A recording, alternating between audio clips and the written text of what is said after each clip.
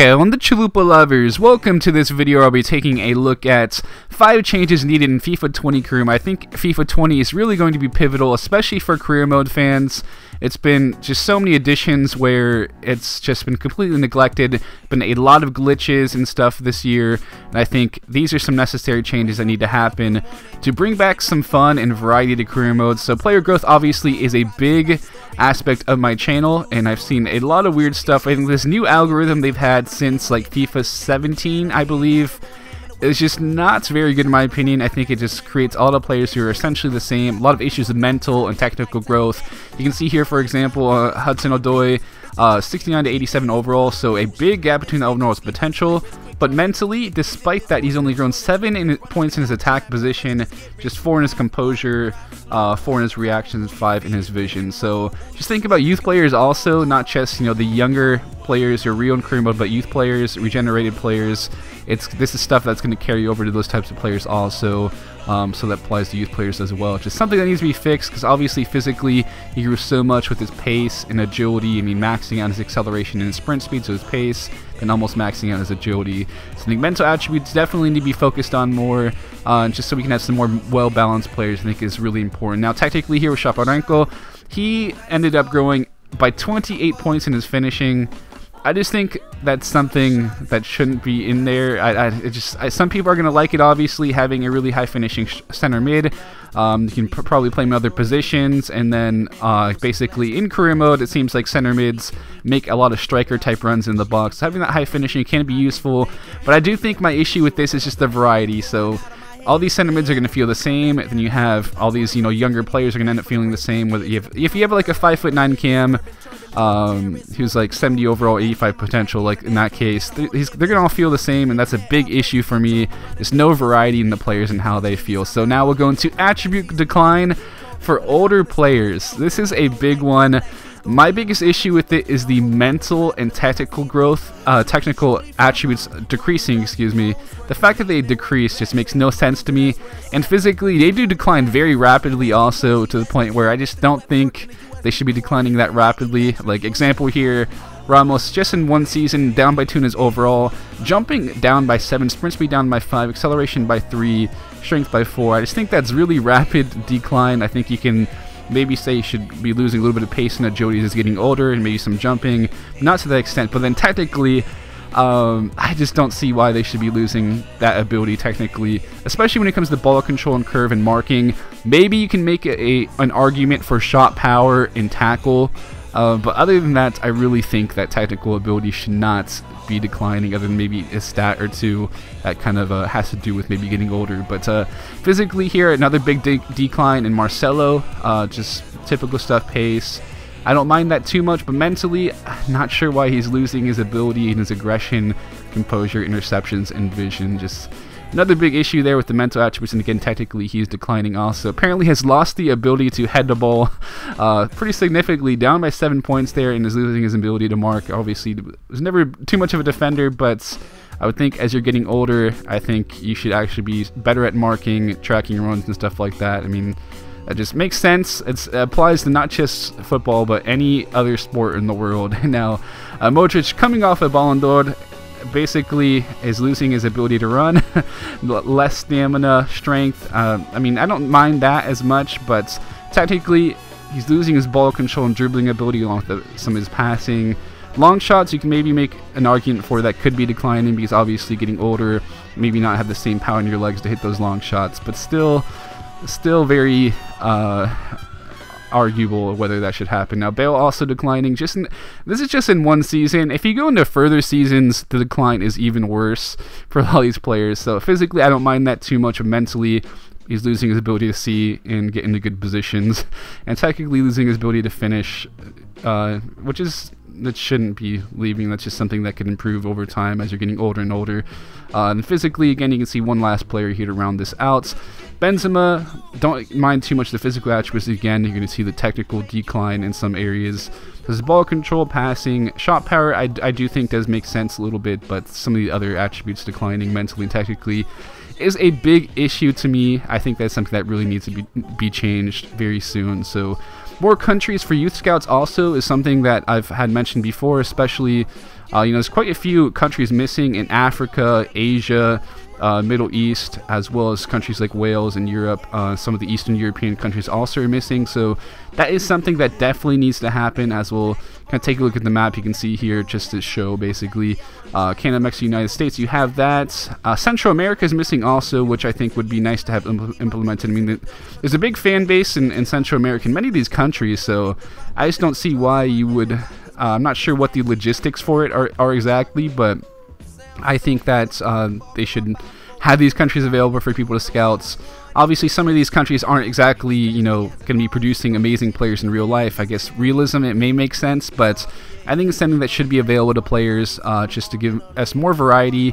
I think that's just one thing. More customization also, I could mention here, could have been another point. I think that's something that really has been an issue for me also, lack of customization. I missed the old Creation Center, had a lot of fun with that, being able to utilize custom clubs in your career modes. Stuff like that. It's just something that is really big in sports games in general. You look at NBA 2K, so much you can do. You can do with downloading, creating a club and stuff like that. And every other sports game, you can basically do that for the most part. So, not sure why that's been taken out here. I don't know if it's just something money-wise or any other issue. Same here with the scouting ability. Just something that hopefully gets fixed in the future. So youth players with their initial attributes, we're going to see some good examples, especially strikers, and along with their mental attributes also have quite a few issues. Then weak foot and skin moves. Not going to show weak foot and skin moves. It's always been a thing for a while. Along with work rates, I did not mention work rates here on this little thumbnail, but work rates are also an issue. I got a lot of medium-high players who are wingers basically in my career mode. But we'll take an example here from a sub.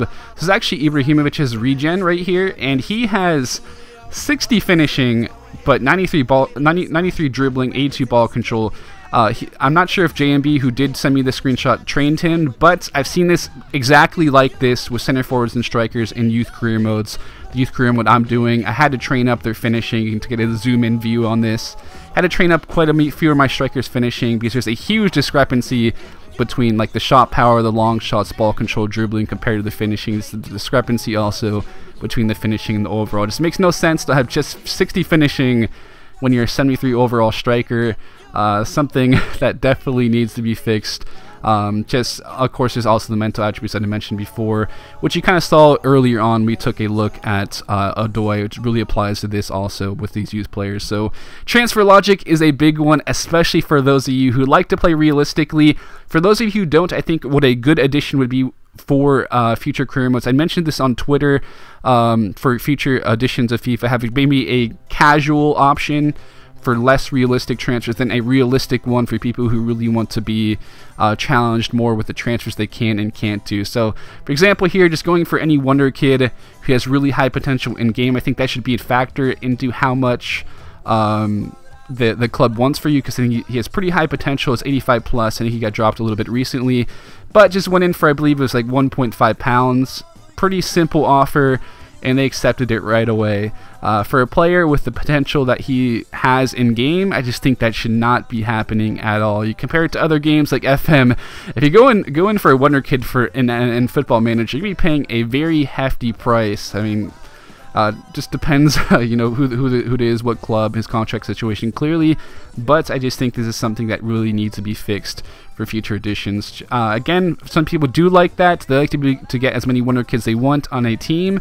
But I think for people who like the more realistic approaches, that is something that needs to be fixed. Also, obviously, basically, you take a look at the some of the CPU control teams. They have some really ridiculous transfers. Also, always been a thing. The same transfers over and over again, going to very strange clubs.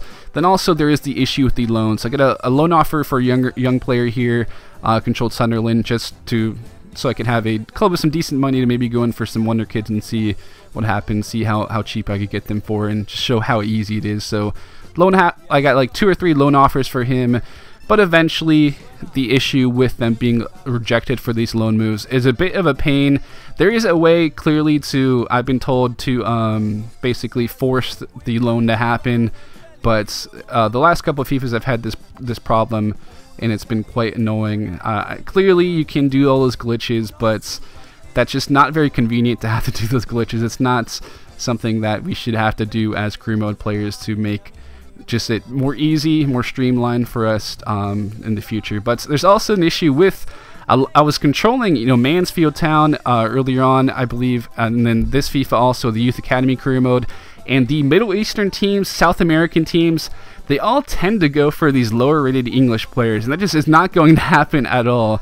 That's a Saudi club this time, but I've had, if you even see in like some of the CPU transfers, you'll see a lot of young English players or players in England, such as Love, who's Scottish, going over to South America, Saudi Arabia, different countries where just that's not going to happen, not going to happen at all. But it does happen in games, so that's something else that needs to be fixed for sure, in my opinion. So hopefully we get all these different issues dealt with. Obviously, there's so many others that we could have I could have addressed in this video. So leave some of your suggestions also in the comments section. And there's a lot of people who are looking to make kind of a PDF or Google Doc type of file, PDF, a Google Doc type of file to basically share some of our issues with career mode again. So hope you guys did enjoy this video.